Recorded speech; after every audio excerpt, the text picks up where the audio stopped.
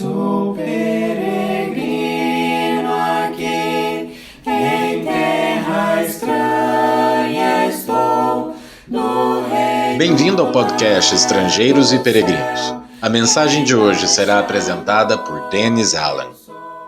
Hoje, depois de refletir sobre um caso bem interessante do Antigo Testamento, darei a resposta à pergunta 871 e a nova pergunta do dia. Em boa parte, a história é definida por guerras. Vencedores contam suas histórias dos seus bons motivos e da maldade dos perdedores e continuam moldando a sociedade conforme suas visões.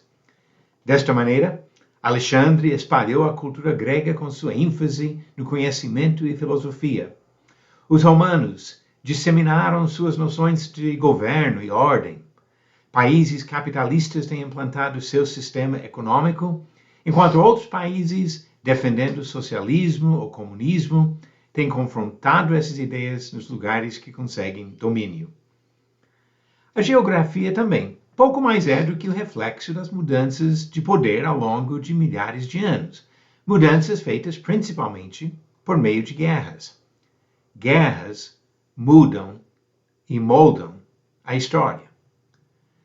Mas uma guerra evitada pelas decisões prudentes de homens sábios há 3.500 anos mudou a história, mudou a nossa história.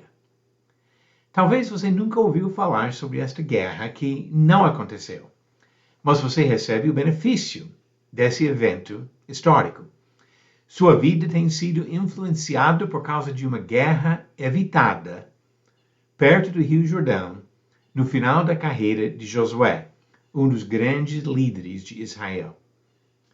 Josué foi um comandante militar usado por Deus para conduzir a nação de Israel na conquista da Terra Prometida, a terra ocupada pelos cananeus e outros povos rebeldes contra Deus. A guerra de conquista levou aproximadamente 6 anos e, no final, Josué repartiu o território entre as tribos de Israel, dando para cada uma sua herança prometida por Deus. Enquanto a maior parte da nação se estabeleceu entre o mar Mediterrâneo e o Rio Jordão, 2 tribos e meia, as tribos de Ruben, Gade e a meia tribo de Manassés, tomaram posse de uma região do lado leste do Rio Jordão. Quando atravessaram o rio para chegar ao seu território, edificaram um altar que parecia igual ao altar principal de Israel. Pode parecer coisa insignificante, mas Deus havia claramente proibido sacrifícios sobre outros altares em outros lugares e havia mandado eliminar pessoas desobedientes às instruções sobre suas práticas religiosas. O resto da nação se preparou para uma guerra, acreditando que fosse a vontade de Deus que exterminassem as outras tribos. Mas antes de atacar, mandaram embaixadores para conversar e verificar os fatos. Apresentaram seu caso contra as tribos e pediram para os outros que desistissem dos seus planos. Os homens de Ruben, Gade e Manassés receberam os representantes das outras tribos, ouviram tudo o que falaram e responderam. Explicaram que jamais pretendiam oferecer sacrifícios sobre esse segundo altar, porque entendiam que seria pecado contra Deus.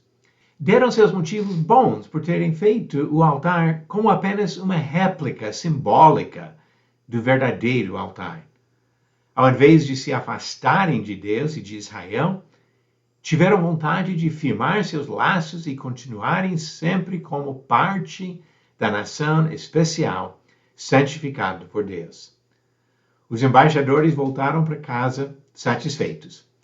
Explicaram para o resto da nação o resultado da viagem e todos voltaram para casa em paz. Não houve guerra. Todo esse relato se encontra em Josué, capítulo 22. É uma história interessante, mas o que tem a ver com a sua vida? Uma das cidades poupadas por causa da sabedoria e justiça desses embaixadores foi Jabes Gileade. Alguns anos depois, uma outra tribo, Benjamim, foi quase exterminada em uma outra guerra. Ficaram alguns homens, mas nenhuma mulher.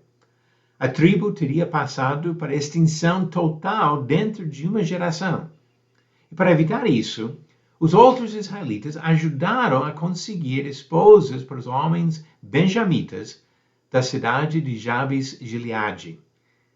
E a tribo de Benjamim foi poupada. Continuou como uma das tribos de Israel durante todo o resto da história do Antigo Testamento. Ainda não entendeu o significado para você? Quase a metade dos livros do Novo Testamento foram escritos pelo apóstolo Paulo, um descendente dos benjamitas. Os escritos de Paulo têm influenciado o pensamento de pessoas ao redor do mundo durante quase 2000 anos. E você, com certeza, já leu ou ouviu várias coisas que ele escreveu. Talvez as seguintes frases bem conhecidas. Porque pela graça sois salvos mediante a fé. Isso não vem de vós, é dom de Deus. Paulo falou isso em Efésios 2, versículo 8. Ou, tudo posso naquele que me fortalece. Ele falou isso em Filipenses 4. Ou mais um exemplo. Sabemos que todas as coisas cooperam para o bem daqueles que amam a Deus, daqueles que são chamados segundo o seu propósito.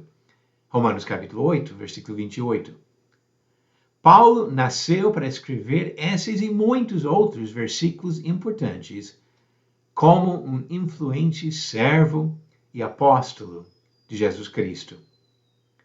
Que diferença fez na nossa vida que os homens de Israel, 3.500 anos atrás, agiram com justiça, com prudência e com paciência para evitar uma guerra. Agora vamos às perguntas do dia. Pergunta 871. Verdadeiro ou falso? Paulo escreveu 1 Coríntios enquanto estava em Éfeso. A resposta correta? Essa afirmação é verdadeira. Encontramos as palavras dele em 1 Coríntios 16, versículos 8 e 9. Mas ficarei em Éfeso até o Pentecostes, porque uma porta grande e oportuna para o trabalho se abriu para mim, e há muitos adversários. Ele estava em Éfeso quando escreveu 1 Coríntios. E a nova pergunta do dia, Paulo alertou os filipenses para terem cuidado com quem? Alternativas. A. Os cães e os maus obreiros. B. Os soldados romanos. C. Os filósofos gregos. Ou D. Os cobradores de impostos. A resposta no final do próximo episódio de Estrangeiros e Peregrinos. O bom senso e a justiça de alguns homens em Israel, 3.500 anos atrás, foi um fator em preservar para nós, pelos escritos do apóstolo Paulo, mensagens fundamentais do Evangelho. Obrigado por nos acompanhar nessa jornada pelas Escrituras. Volte amanhã para ouvir mais uma mensagem do podcast Estrangeiros e Peregrinos. Seguimos pelo mundo a viajar.